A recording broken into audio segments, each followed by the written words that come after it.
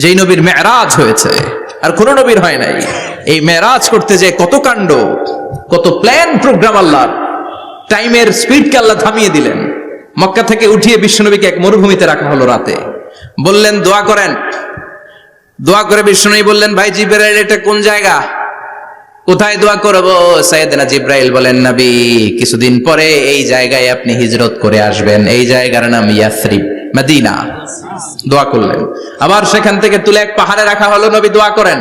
দোয়া করে নবী বললেন, এটা কোন পাহাড়? অন্ধকার, আমি তো কিছু চিনি না।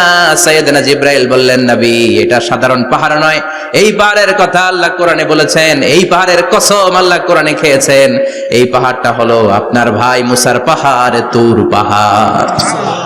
তুর পাহাড়ে তিনি দোয়া করলেন। কত কিছু করে বিশ্বনবীকে আল্লাহর আরশে নিয়ে যাওয়া হলো, সাহিবুল মেরাজ।